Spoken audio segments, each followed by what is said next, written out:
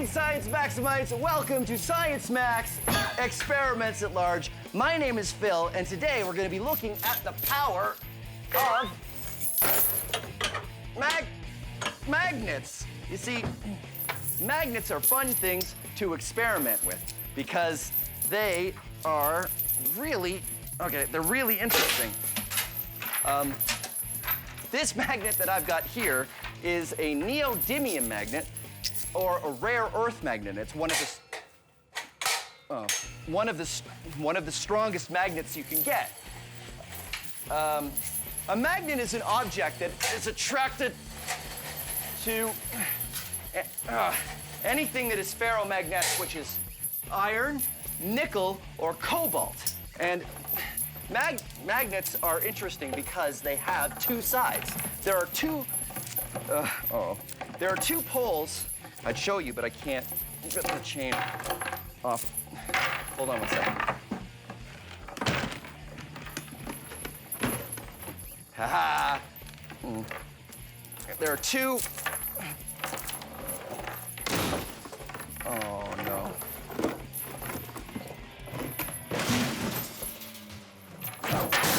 There are two poles to every magnet, just like the Earth. There is a North Pole and a South Pole. That's right, the Earth is a giant magnet. So, if you take kitchen magnets, you'll find that there's two different poles. I've written north and south on these ones. They don't normally come like that. If you put the north and the south together, they stick. But if you put the north and north or south and south together, they repel. They repel. See, they don't want to go together at all. And you can force them together if you want, but if you do, they will spring away the second you let them go.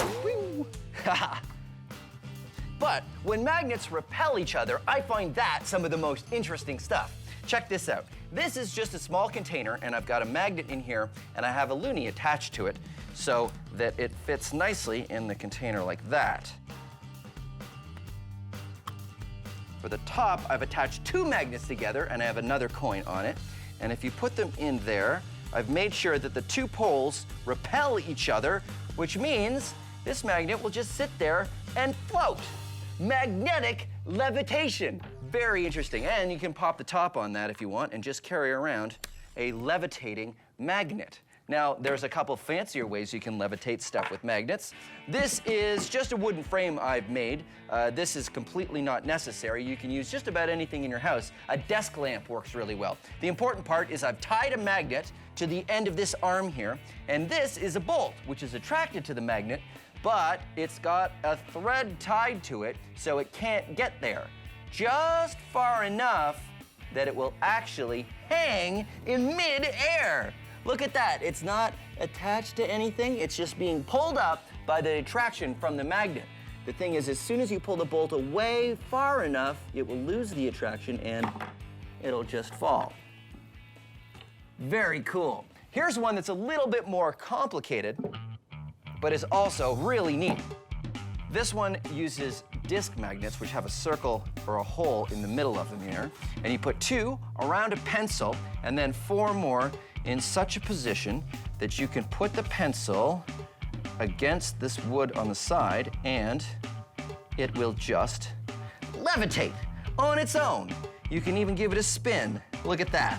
And if you want to make the levitating pencil yourself, there's step-by-step instructions on how to build an easy-peasy version on our website.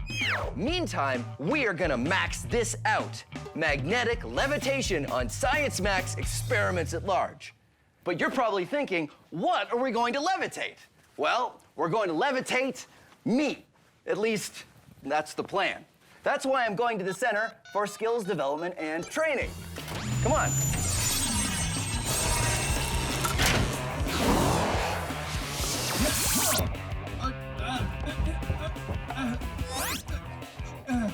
Okay, who turned out the lights? Ow, what was that? Why is this room so small? And only going down to waist level.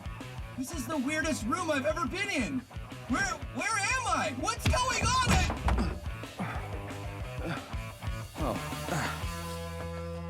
Hey, Matt. Hi, Phil. This is Matt. He's from Job Master Magnets. Now, you guys use lots of big magnets, right? That's right, we do. Awesome. So maybe you could help me max out this. Wow. You did a great job of building the levitating pencil experiment. Yeah, so what's going on here exactly? Well, all magnets have at least a north and a south pole. Right. And when you put like poles together, they want to repel. Oh, okay.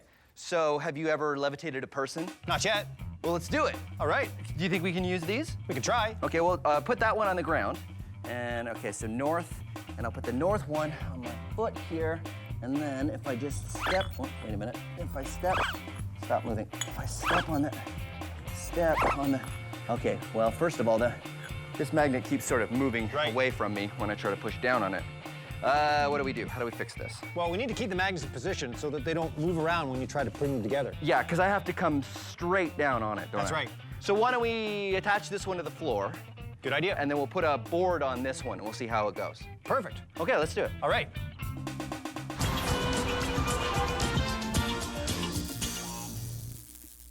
This is a magnet. This is a magnet. This is a magnet. This is a shoe. What's the difference? To know that, you have to know your magnets. This is a donut. It does not stick to this magnet. This is a spoon. It sticks to this magnet. These paper clips stick to this magnet. This shoe does not. So what is attracted to magnets? Only things that are ferromagnetic. Here's the difference. Horseshoe, horseshoe magnet. This one is a magnet. This one is not. But the horseshoe sticks to the horseshoe magnet because this one's a magnet and this one is ferromagnetic. Only things that are ferromagnetic are attracted to magnets. Things that are not attracted to magnets, they're not ferromagnetic. Plastic, banana, mitten, sandwich, magazine. No, but how do you know? Do you go around the world sticking a magnet to every single thing one at a time? Hey, Ma, I need you to come over. I need to see if you're ferromagnetic. No, ferromagnetic. No, you don't need to do that. First of all, only metals are ferromagnetic. So that eliminates all your clothing, your luncheon meats, your magazines, what have you. Everything that's non-metal, you don't need to worry about. Never mind, Ma, it doesn't matter. But this clock is metal. It doesn't stick. Well, not all metals are ferromagnetic. Mainly just the ones with iron, nickel, or cobalt. And there you have it. Now you know your magnets. I hit the phone on the magnet there. Okay, can you hear me, Ma? Hang up the phone. Hang up the phone, Ma. My first attempt at levitating had the magnets sliding all over. So the plan is to take the bottom magnet and attach it to a big wooden board so it won't go anywhere. Then attach another plank to the top magnet to make it a little easier to stand on. Okay, that is definitely attached to the floor. Thank you. All right, now, if I just get this lined up, whoa, look at that. It could totally, oh, wait a minute, totally, it doesn't want to stay put. Oh, wait a minute. They levitate. Come on. Levitate. Why doesn't it want to stay? It just doesn't. Should I stand on it? Okay, I'll stand on it. Here we go.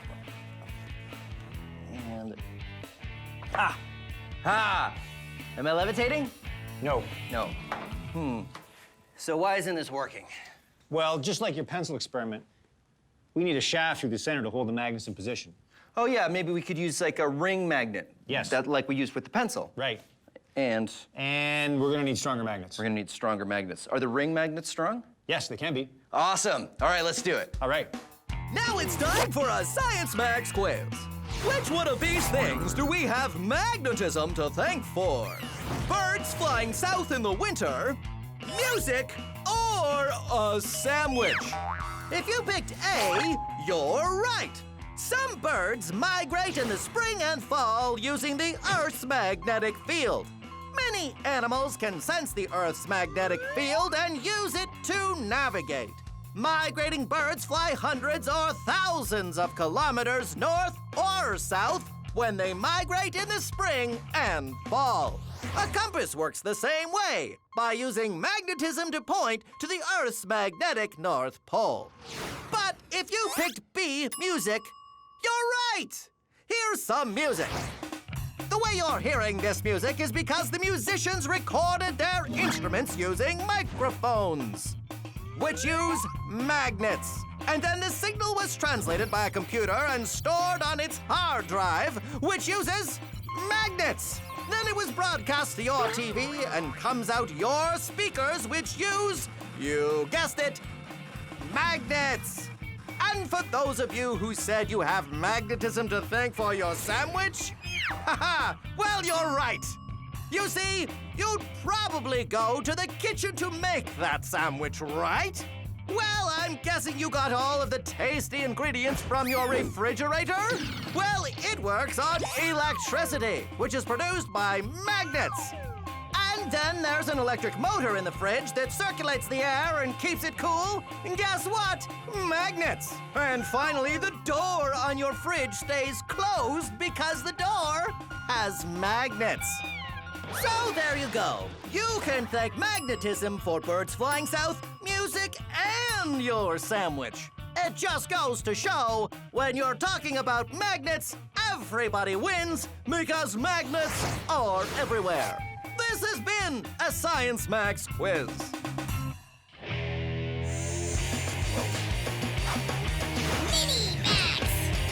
Here's an experiment you can do with a bag of water. Take a sharpened pencil and carefully push it through the bag. If you do it carefully, it won't spill. The reason this works is because the bag is made of polymers, long stretchy chains of molecules, and also because the pressure of the water against the pencil prevents any water from spilling out. Now, we're gonna max it out. This is a very large bag of water, and here I have some very large pencils. You ready? Oh.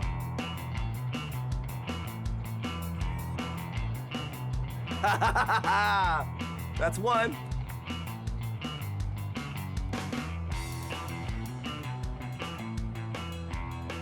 That's two. Here we go. Should I go from the bottom?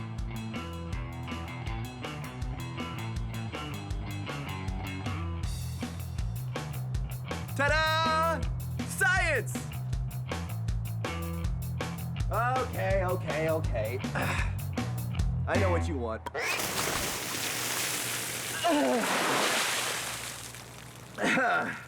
Like I was saying, science! Turns out trying to balance two repelling magnets on top of each other is pretty much impossible. Here's why. This is a magnet, and here is the magnetic field. It's often drawn with lines like this, but actually the magnetic field radiates out in all directions. Really, think of the magnetic field kind of like a ball. When you try to balance another magnet on top of the first magnet, it's about as hard as balancing one ball on top of another ball. So here's the plan. Just like the levitating pencil, we're going to use ring magnets because we can put a shaft through the center of one ring, then drop another ring magnet on the shaft. It will keep them perfectly aligned. Then it's just a matter of putting the bottom magnet on a board to keep it stable and using another board so I can stand on it, and ta-da! Magnetic levitation! Or at least that's the plan. Okay. Board, Magnets. magnets. Ooh, look at that. Awesome. And now I'm gonna put the platform on. Nice. I got some weights here. Let's see how this works. Yeah. This is gonna work amazing. All right, think I should try it? Give it a try. Okay. Here we go.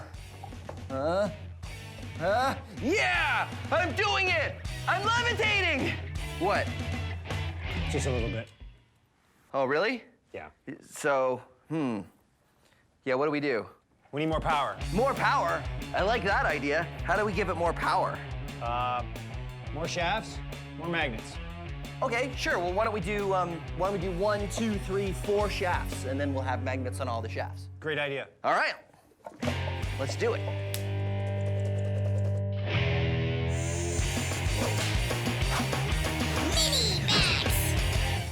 If you attach something ferromagnetic like this washer to a magnet, not only does it stick, but the magnetic field travels down the metal, making it a magnet too, which means you can stick more and more things to each other, and they will continue to stick until you run out of magnetic field. You can do this yourself at home with anything ferromagnetic. Paper clips work pretty well, or washers like I have, or screws or bolts, and they'll continue to stick to each other as long as the magnetic field is strong enough. You can see it's getting pretty weak here, and they'll all stay magnetized as long as the first one is still attached to the magnet.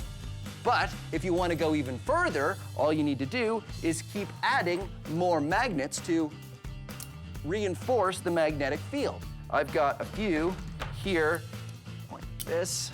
Let's get the chain started, like that.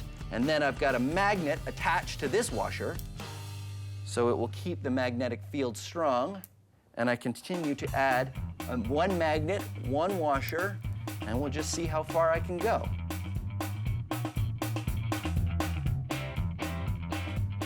You can even sculpt it a little bit. Look at that. And then at the end, a whole bunch of paper clips. Eventually, the weight will make it fall off, but it's a lot of fun to play with magnets and make art. Speaking of art you can make with magnets, you can also make sculptures. When everything sticks to everything else, you can make some pretty fancy designs. This is a rare earth magnet, a very strong one, and a bunch of nuts that I've gotten. And this one here is an electromagnet, but electromagnets are a little different because they need an electric current to work. Check this out. This is sort of a magnet dude with crazy hair. There's an earth magnet here, and this is a giant screw, and these are some metal bits, and then I've got 2 more magnets at the top here to hold on his crazy wire hair. He's got crazy wire hair because he's crazy magnet dude. Now, of course, we couldn't just talk about magnetic sculptures without maxing it out, so let's max it out. This is a bunch of scrap metal from leftover experiments, and I've got a bunch of rare earth magnets, and now I'm gonna max out a magnet sculpture. Let's see.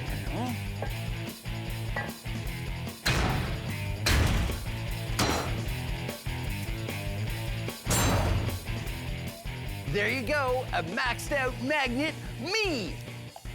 I made this guy out of metal pipes with earth magnets in between, and these are his arms attached, of course, with magnets, his hand, his little metal pieces attached with magnet, steel wool for the hair, and of course, hat, non-magnetic. All right, here we go, ready?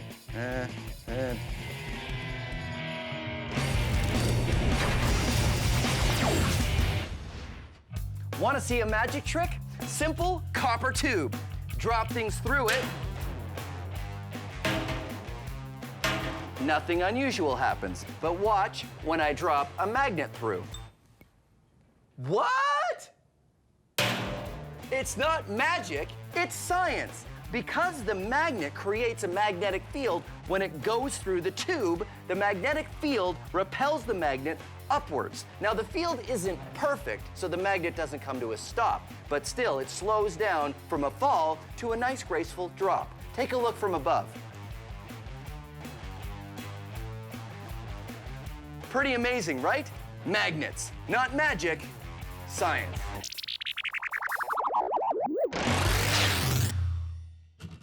So I've managed to levitate on some magnets, but just barely. What Matt and I needed was more power. So instead of having one shaft and one pair of ring magnets, we're going to use a larger board and put a shaft on each corner. Then we'll have 4 times the power because we're using 4 times the magnets. Hopefully this will be strong enough to get me floating on a cushion of magnetic energy. And magnets? Magnets. Okay, here we go. This is gonna work great. And top board. Ooh, what do you think? Looks great. Yeah. Okay, here we go. Matt? You're levitating. I'm levitating! Woohoo! All right. It feels cool. It sort of feels like surfing a little bit. All right, thank you so much, Matt. That was amazing.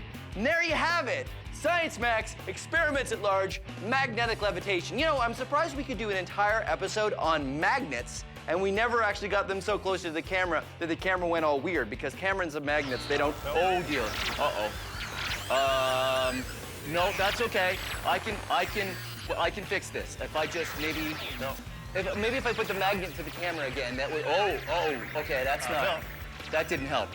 Oh, okay, well, thanks very much for watching Science Max Experiments at Large, and we'll see you again as soon as we get into the camera. This episode is all about mechanical advantage. No longer will I suffer the weakness of human muscles. Using the power of science to hurl pumpkins, pull cars, lift wheelbarrows, and, go back in time? A trebuchet! A what? Trebuchet! All on this episode of Science Max Experiments at Large. Behold, Science Maximites! I am Filtron 2.0! I have changed myself into a cyborg to give myself super strength! No longer will I suffer the weakness of human muscles! Behold my awesome strength! Tremble in fear at my might! I would... I may have to give myself some upgrades. Yeah, so, okay. Maybe I'll just give myself super strength the old-fashioned way, using the power of science! Today is all about mechanical advantage, like this fulcrum and this lever, transferring a lot of force over a short distance or a little bit of force over a long distance, and vice versa. We are going to be building a trebuchet. A trebuchet. So a trebuchet looks a lot like a catapult, but a catapult uses elastic force to throw something, and a trebuchet uses the good old lever. There's a lot of weight on the short end of the lever, and on the other side of the pivot is the long end, and we've got a sling here with a marble in it, and we put that down here on the ground, and then we let it go, and whoosh, whoosh, it throws the marble. To build your trebuchet, here's what you need. Something to be your lever, like a pencil. Something to be your weight. I used batteries. You'll need to make a frame, and I use craft sticks and cardboard for that. A way for it to pivot, like a straw and a shish kebab skewer. Then you'll want a sling, which is a rope, and something to hold your projectile, like plastic netting. Finally, something to hold it all together, like glue. Get your craft sticks, make some triangles with one craft stick sticking up. Then get your craft sticks and make a base which you will put on with your cardboard like that. Now you'll also probably want to make some extra supports that go off the bottom there like that. Then get your pencil and cut a piece of straw so that you can see right through it, and you can get a shish kebab skewer and you stick it through the straw like that, and that's your pivot point, your fulcrum for your lever. What you want to do is put your weights, I've used some batteries, you can use anything that's heavy, on the short end of the lever. That's important because a lot of weight here translates to a little bit of weight going a lot faster on the other end. So, a lot of weight on the short end, and then on the long end of the pencil where the eraser is, you want to take a toothpick and stick it into the top of the eraser and then cut it off so it's just like that. That creates a little hook that you put the loop of your string net on so that when it gets flipped around, the loop comes off and then throws your projectile that way. And then, of course, you need something that you want to fire. I like to use marbles, but gumdrops work pretty well because they're nice and soft. And you put it in and you pull it all the way down, all the way so it's actually resting on the cardboard like this, and then you let it go. And it fires. And there you go, a trebuchet. Now, if you want to research how to build one of these yourself, it is called a trebuchet. Haha, trebuchet. Wait, I can make it come up, but I can't make it go away. I don't know why that works like that. Anyway. So we need to max out the trebuchet. Let's see, I need an expert. Oh, Chris. Chris from Logix Academy has a trebuchet, maybe we can use that one to figure out how we can max it out. And of course, because it's a trebuchet and it's maxed out, we want to fire something, so I thought we would fire, pumpkins. Let's go. Good luck, little pumpkin.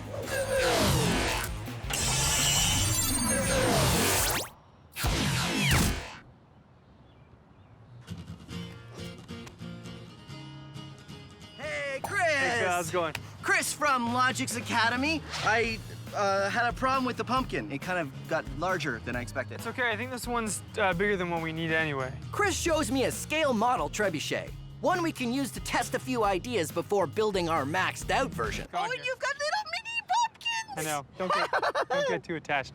The first is the arm length, getting the right ratio. That means how long one side of the lever is compared to the other. When talking about a ratio, you write it like this, 1 to 2. It doesn't matter what the actual measurement is, just that this side of the lever is 1 of that measurement and this side is 2, or 2 times longer than this side. And it turns out a 1 to 2 ratio arm wasn't great. Well, that could be better. It could be better.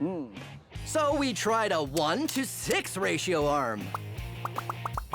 The 1 to 6 arm threw the pumpkin further, but not a lot further. Better, definitely better. Better? Then we tried a 1 to 4. Turns out 1 to 4 is the best arm ratio. Whoa! That's pretty good. Chris also had an idea about hanging the weights. Because as you see here, these go straight down. And going straight down actually makes this spin even faster. So when we do the big one, we should hang the weights off the end and not attach them to the end. That's right, and that'll give you some extra distance. Excellent. Let's fire this last one. Okay, 3, 2, 1. Whoa! Pretty good. Yeah. Okay, I wonder when we make the big one, do you think we can get it through the goalposts? Oh yeah, I think we can do that. All right, let's try it. All right.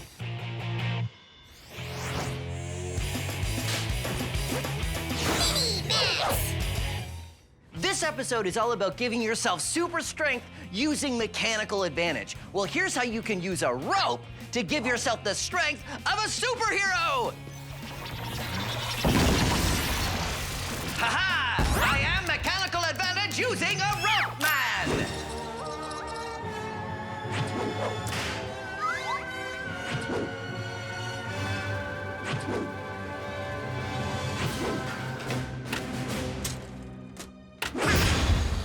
To gain mechanical advantage using a rope, you need 3 things. First thing, a rope. I mean, obviously, that's a given, right? You know you need a rope. Okay, good. Then you need something to pull and something that will not move. What you do is you tie your rope to the thing that you want to pull. Then you tie the other end of the rope, you guessed it, to the thing that won't move.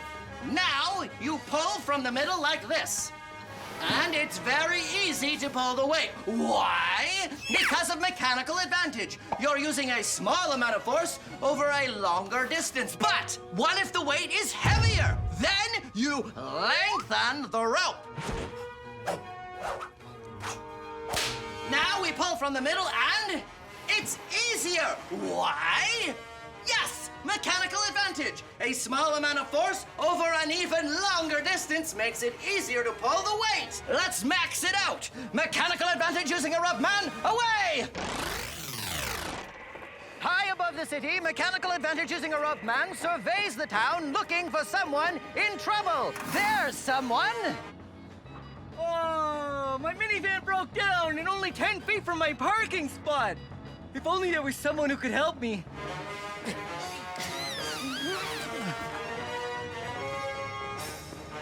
I'll help you.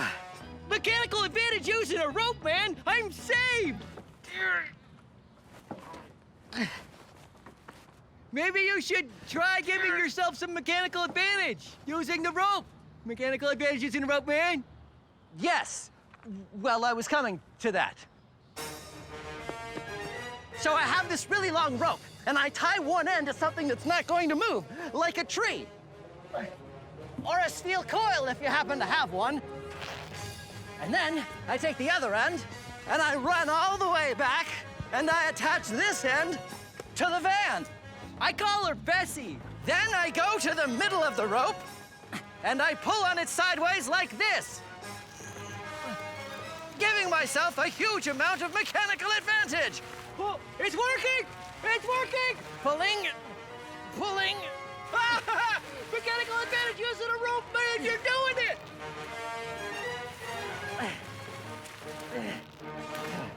Ha-ha! Well, gee willikers, you did it, mechanical advantage using a rope, man. You pulled the whole van. And that's how you can use a rope to give yourself super strength. I am mechanical advantage using a rope, man. Based on what we've learned from our small-scale trebuchet, Chris and I made a maxed-out version. All right. This, I think, Wow. is as big as we could possibly be expected to build this. This is huge. We have the length of our arm, which Right. is important. Yes, and we've got to add weight here, so Yeah. we're gonna like loop this in. Whoa! Oh, I guess that's because I took the weight off. Yeah. So, the arm is 4 times longer on this side of the lever Right. than on that side of the lever. Right. So this arm goes 4 times faster than that side, But but we're gonna need a lot of weight. like our small version, we needed to hang weights on the back of our trebuchet. So I got a rope and put some weights on. But because our new version is so maxed out, we need a lot of weight, which I needed to get on a rope and drag it over. Okay, almost there. And I needed to lift it onto the arm. I lift it. You know, maybe we should do this together. And you take one end. And we lifted it.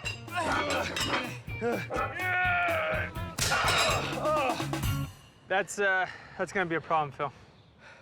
I'm kind of glad that happened because there was no way I was going to be able to lift that. I know, it was way too heavy, and we need something stronger that can still hold the weight and still give us the hinge that we want at the top. And once the weight's up there, if the rope broke, That would be bad news. that'd be big time bad news. Okay, so we need a new solution for getting the weights on the trebuchet that is not. Not rope. We need something Not rope. stronger, and hopefully that still has the hinge on it up here. Maybe we have some sort of bar system that we could hang. Yeah, I'm thinking metal. Yeah, metal, definitely metal. Definitely metal. Metal is better than rope I think so. for holding a whole bunch of weight. Okay, let's Okay. get that done. Let's do it. All right, I got some metal over in the shop over here. Okay.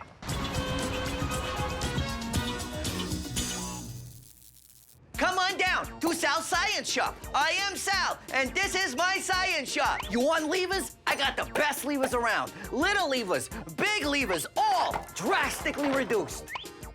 If you can find a lever anywhere else for less, then you gotta tell me, because I didn't know anybody else was selling them. Come on down to Sal's Science Shop, your one-stop shop for science. Hey, you want some levers? Well, boom, have I got levers. What class would you like? What's that? You didn't know that levers have different classes? Well, there are 3 different classes of levers. First class, business class, and coach.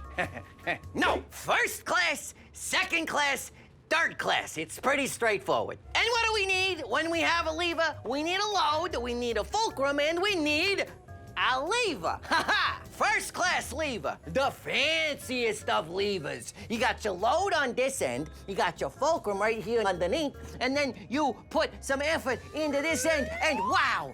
Look how easy that is. Ha-ha! First class. What kind of thing works like that? Oh, I don't know. How about this trebuchet you've been spending all this time watching? First class lever right there in front of you. Second class lever. Look, there's a load right here in the middle. The fulcrum's on this end, and you put your effort into this end, and you lift it, and look, it's a second class lever. Huh? How cute is that? But what kind of thing works like that? It's like a wheelbarrow. The fulcrum is the wheel. The load goes in this, I guess this is the barrow, and then I lift with the handles. Huh? Look at that. Ha! Lever! Third class lever. You got your load on this end, you got your fulcrum on this end, but where is the effort? The effort's in the middle, and it pivots while you move it. Huh?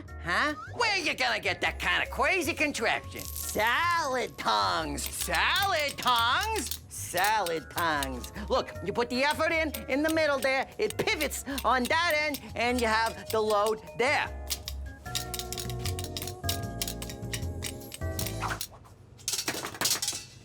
And there you go. First class, second class, and third class levers. Whatever your mood, we've got the levers for you. Chris and I had some trouble getting the weights on our maxed out trebuchet. That's gonna be a problem, Phil. So we had to come up with a new system. A metal bar that pivots on the bottom of the lever arm. It's got lots of spots for weights, and we could lift the weights one at a time to attach them all. We start out with 255 pounds. How many kilograms is that? 113.3 continued. Yeah, that's what I got too. All right, that's definitely enough weight, right? Definitely. Okay, let's fire a pumpkin. Let's do it. this trebuchet works the same as the other models, but because it's so much larger, we really need to haul on the rope. We attach the arm to a quick release, which allows us to hold it in place until we're ready to fire. Oh, here we go. Okay. 3, 2, 1. Whoa! Oh! Whoa!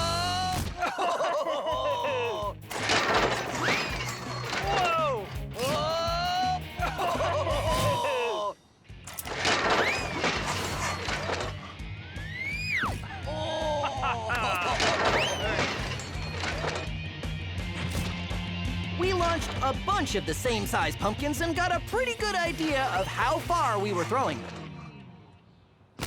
Oh!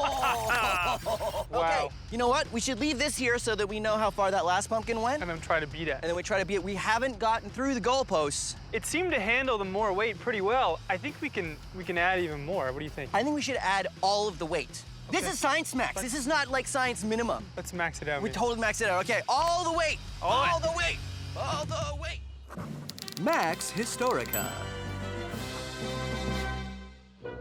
Good morrow to you! I am Lord Fillington IV, and welcome to my medieval castle! My father, Lord Fillington III, had his castle besieged by catapults, and he had to share his prized collection of snow globes. Well, I, Lord Fillington IV, have made a few improvements. First, was forgetting about snow globes. Those are so last season. I collect limited edition Science Maximals stuffed toys.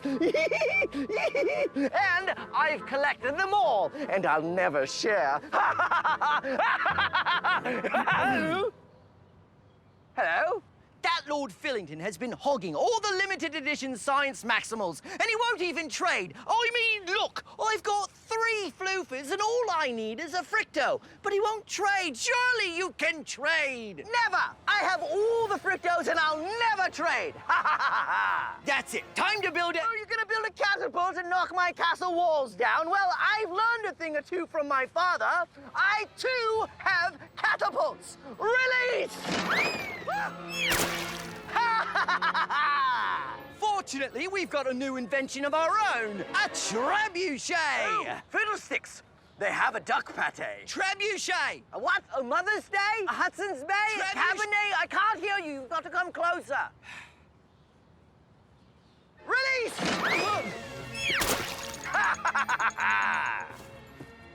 The trebuchet was the best thing around right up until the invention of gunpowder. It could throw farther than anything else, even catapults. What you do, you see, is you put something in there, and then you put a big weight up there, right? And this goes down, that flies around and flies over the castle walls, all from far enough away where he can't get me with his catapults. And it works like this. 3, 2, 1. No, didn't that make it? It's too high, it's too high. Ah! All right, I give up. I'll trade. Oh, that's quite nice. I like that. Oh. And that's how trebuchets were used in history. Sort of. Our giant trebuchet launched a pumpkin pretty far.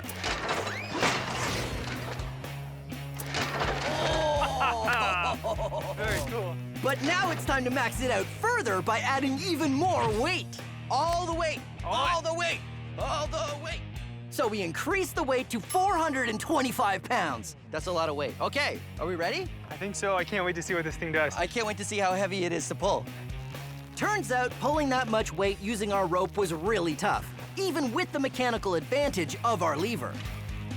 There we go. We found another pumpkin of the same size, But then we started having another problem. 3, 2, 1, go! Whoa, look at how high it is.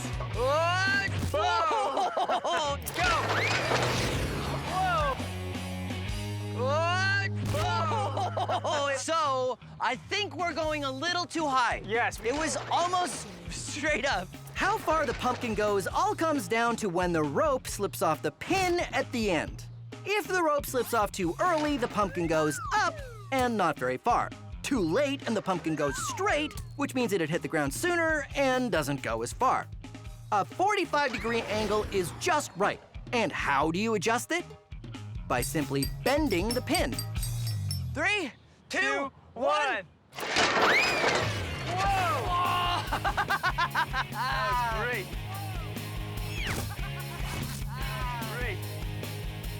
That went way farther than 60. We should have had another sign. I don't even know how far that went. Yeah, there you go. Science Max Experiments at Large, trebuchet. So, one of us has to clean up the pumpkins and the other one has to put the trebuchet away. Right. Pumpkins! Electromagnets are magnets you can turn on or off when you want. We build our own electromagnet and see just how powerful we can make it. It held 100 kilograms.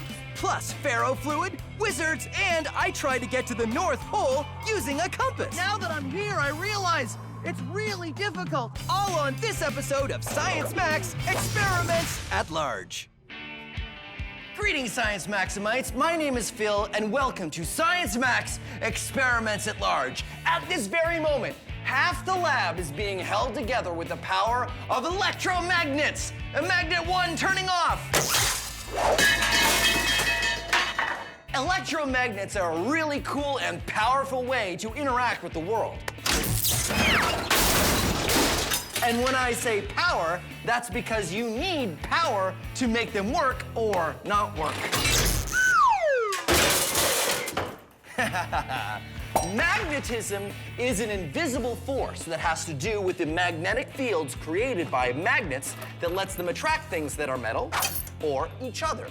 But electromagnetism is a little different. You see, magnets are magnets all the time. It's because of what they're made out of. Electromagnets are only a magnet when you have an electric current going through them, which means you can turn them on or off. Today, we're gonna be building an electromagnet. Oh, that was the wrong switch. Anyway, like I was saying, today we're gonna be building an electromagnet. You need a bunch of copper wire, a very large nail, or something metal to become your electromagnet, electrical tape, a battery, an on-off switch, wire strippers or a craft knife, and the help of an adult, and finally, something to magnetize, like these paper clips. And remember, all of the steps for this experiment are on the website. To begin, take the copper wire and start at the top of the nail.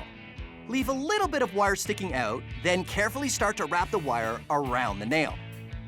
Don't go all the way to the end because you need some metal to turn into the magnet. Instead, when you want to start again, run the wire straight back to the top and start wrapping again in the same direction. And keep wrapping and wrapping until you get to this. Now, I've used some electrical tape here, here, and here to hold it all together. Using your wire strippers or a craft knife and the help of an adult, remove the plastic coating from the ends of the wires. Attach these wires to the wires from the on-off switch with electrical tape, or attach them directly to a battery if you don't have an on-off switch. And ta-da, you have an electromagnet with your on-off switch. All you need to do is take the things you're going to magnetize, turn your electromagnet on, and suddenly it becomes a magnet. Pretty amazing, ha ha ha ha. And then you can magnetize to your heart's content. But when you're done, don't forget, you want to turn it off. So that's what we're gonna do today on Science Max Experiments at Large. We're gonna max out the electromagnet. So, where's my lab coat? Oh, there it is. We're gonna see how big we can make an electromagnet. And when I say we, I mean me and an expert. Let's see. Oh, Heather from the Ontario Science Center. She knows her way around magnets. So let's see. Yeah. I wonder if she's busy. Well, let's find out. And after we're done, I'll need to come back and clean up the giant mess I made in the lab.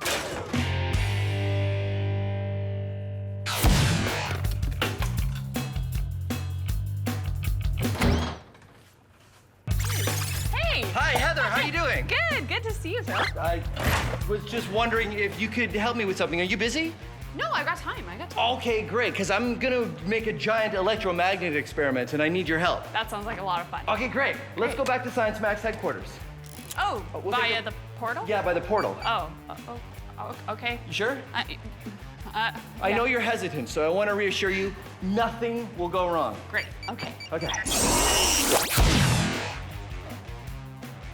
Oh, hey, we're here. We're outside. It's okay, it's no, okay. no, Don't worry about it. no, No, I think it's fine, it's fine, definitely. it's fine.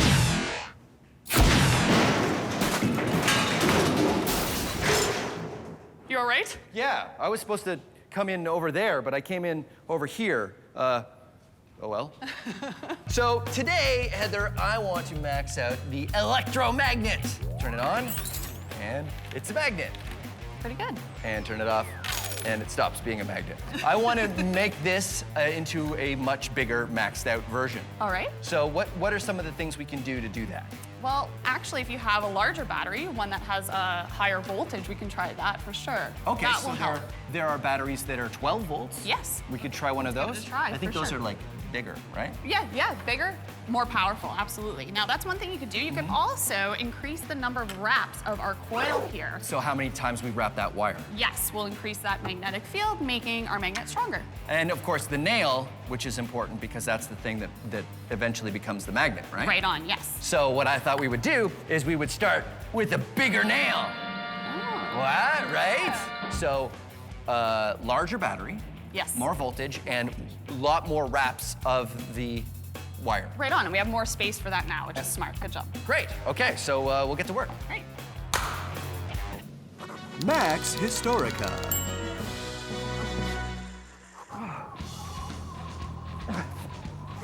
If you've ever seen a compass, you know that the needle points north. That's because a compass needle is a magnet and it points towards the Earth's magnetic North Pole. And I'm using this compass to try to get to the North Pole. But it isn't easy. In fact, scientists knew there was such a thing as the North Pole as far back as the 16th century, but no one was able to actually get there on foot until 1927. You'd think it wouldn't be that hard, right? I mean, the needle points you straight there. Just follow the needle, right? But now that I'm here, I realize it's really difficult. I mean, the wind is incredible and the snow is intense and it's so cold. My hands,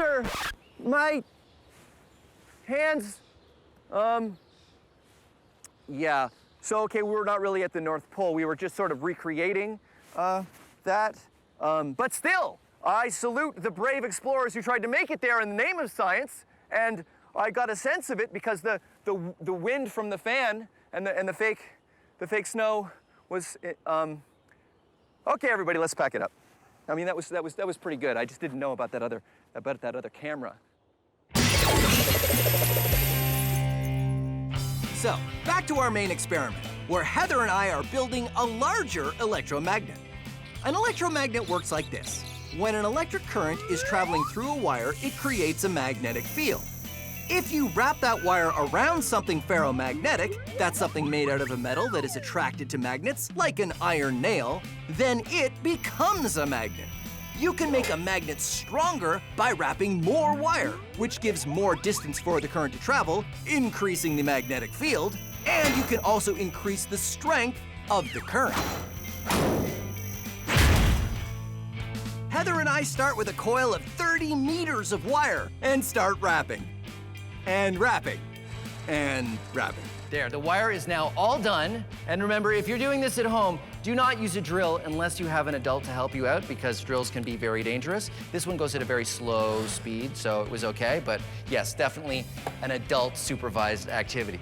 Then we attach another on-off switch and make some leads that connect to a 12-volt battery.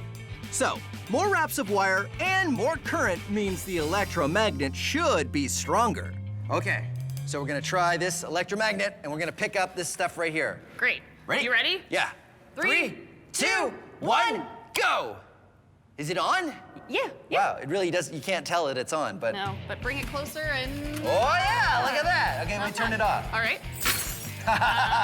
Let's see if this nail can pick up this nail. All right. Ready? Ready? Go. Oh. Okay, how about this side? Oh, no. No. I don't think we're strong enough. It's not strong enough. I think that we need to max this out even more. Even more? Right. So I'm thinking there are a lot of appliances that use electromagnets, meaning it's already set up, it already has tightly wound coils and high voltage. So we're in a lab here. Maybe do you have old appliances around? I have parts bins with a whole bunch of stuff. Maybe we could find some electromagnets in those. Let's do it. Okay, great. Let's go.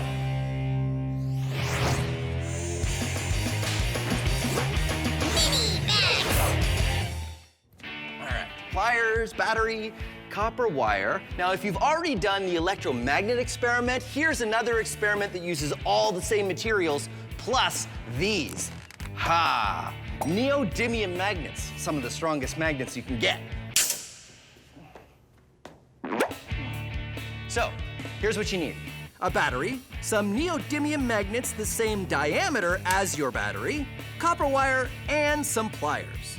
So here's what you do. First thing is you put the batteries and the magnets together like that. Then what you want to do is bend the wire so it's touching the top of the battery and goes around the battery and then touches the magnets at the bottom.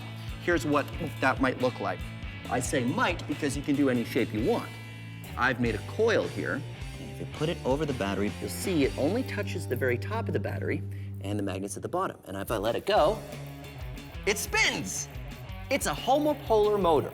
What happens is the battery sends an electric current through the copper wire, and that turns it into an electromagnet, which is attracted to the magnets at the bottom, and it spins. So now let's max it out. Aha! A D-cell battery, which is larger and, of course, larger neodymium magnets. And you do the same thing. Make a coil that only touches the battery at the top and at the magnet, and ha-ha! It spins! Maxed out homopolar motor. But don't worry, this is not the biggest size we're gonna do. Come on. Maxed out homopolar motor. I have 27 D-cell batteries, a giant copper tube, and a neodymium magnet. So I'm just gonna, and then we get rid of that. Put this down. Okay, so the first thing I do is attach the neodymium magnet to the batteries. And I've got all the batteries taped together here so they'll sort of stand up like this. Huh? Giant stack of D-cell batteries. Okay, now what I do is I take the copper coil. I take the copper coil. I need to get. Okay, hold on. I got this. I just need to get the copper coil there. I did it. Okay, so I take the copper and I put it on top of the D-cell batteries like this, and then I let it go. Let it go. Nope, whoa. Homopolar motor. Okay, so that didn't work. But that's okay. I like it when it doesn't work, because that's science. It's not science if it works perfectly every time. I mean, you gotta have some room for improvement. Heather and I built a larger electromagnet, but it still wasn't as powerful as we hoped. So now we're searching for parts that came out of an appliance that are pre-built electromagnets. What about this? I think that'll do the trick. Do you think that does look like an electromagnet, huh? It does, yeah. And there's a whole big bunch of copper wires coiled on Boiled that. around. So you think we can use this? Yeah, let's try it. Okay, great. We built the next version of the electromagnet. This one already has the copper coils, so it's just a matter of attaching wires and an on-off switch, and attaching all of it to a 12-volt battery. Do you think 12 volts will be enough? Let's find out. I think so. Try that. Once we do, it works much better. Oh, no problem at all. Ready? Yep, turn it on. On. Whoa, pretty good. Okay, off. Neat. In case it was really strong, I have the next step. Horseshoe. Okay. Ready? Oh, whoa. That's... Here. I can't pull that off. Okay, wait, grab this. Okay? Work together. Yep. So that's passed all of our tests. Yeah. This is really strong. Is What there a do way we... to test it further? In order to test how strong our magnet is, it's as easy as seeing how much weight it'll lift. Heather and I find a metal table. All right, Phil, so I brought the electromagnet. Okay. Just put it right here. Yep. We add some sandbags for more weight and then attach a scale so we can measure how much weight we're lifting. We use a chain hoist, a simple machine made for lifting heavy things. This one can hold up to 454 kilograms. Want to turn it on? We're ready? Yep. Here we go.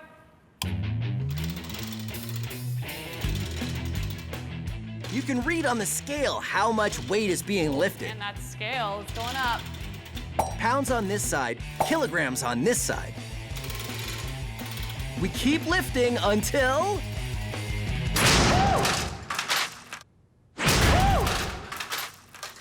Oh, okay, so how much did it hold? It held 100 kilograms. Oh, that's more than I weigh, which gives me an idea.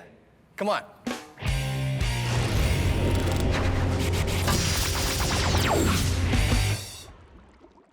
This is ferrofluid. It is ferromagnetic, which means it's attracted to magnets. And I know what you're thinking. You're thinking, it's not that interesting. Well, watch as I put it next to this magnet. Very interesting. And because it's a liquid, it behaves in very interesting ways. Watch this. Unlike most things ferromagnetic, like paper clips or iron filings, ferrofluid is a liquid, which means it behaves in a unique way. The spikes it creates are following the magnetic field lines of the magnet. You can see the magnetic field in 3D. It's even more impressive when we max it out. This is ferrofluid outside of a glass jar. Now, it's sitting in a pool around this electromagnet. And this is a dial which I can use to change the voltage of the electromagnet, making the magnet stronger. Watch this. Changing the current going to the spiral in the middle turns it into a magnet.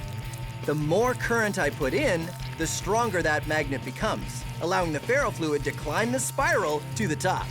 And remember, even though it looks all spiky, it's still a liquid. I will demonstrate with my plastic spoon.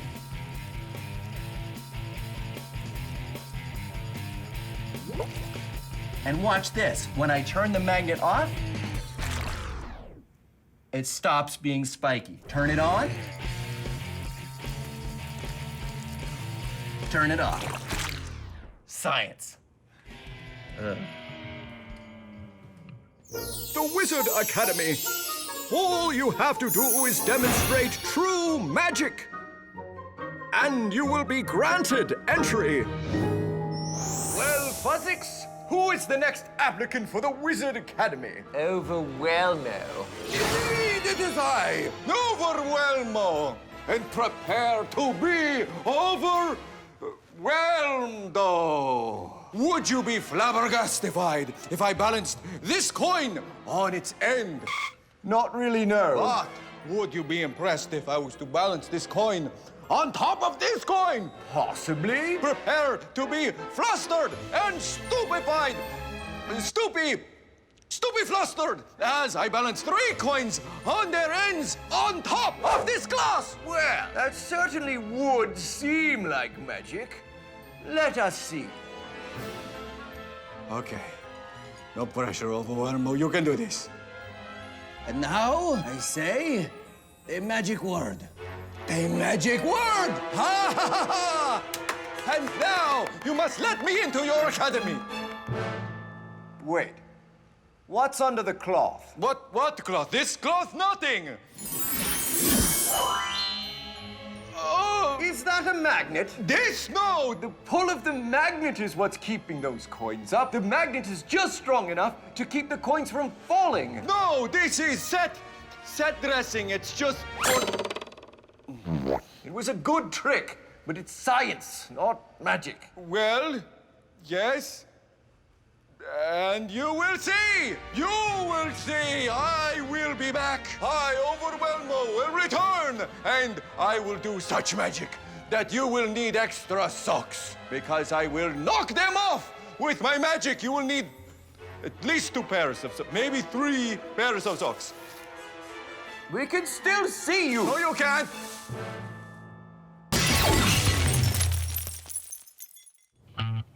So back to our main experiment. Heather and I have created a very strong electromagnet that can hold a lot of weight, It held 100 kilograms. Oh. which gave me an idea.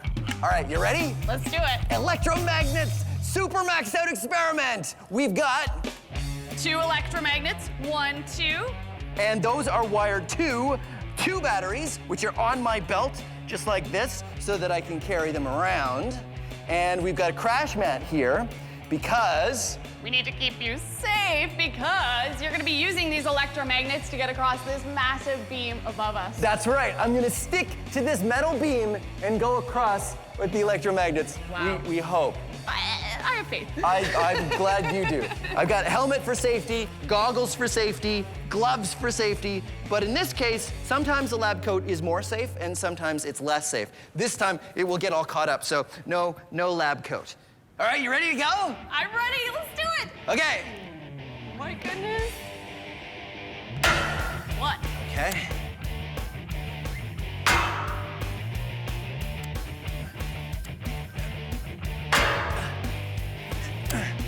Because each of our electromagnets can hold more than my whole body weight, I can use them to cross the beam. When they're on, they stick like, well, magnets. And when I turn them off, they stop being magnets and I can move them along as I go. Now, this is something you should definitely not try at home. Come on, Phil. You're almost there. We did it! Yeah! There you go, Science Max, experiments at large, electromagnets! You wanna go? No, You sure? I'm positive. Okay, I'm going again. Woohoo! Crazy.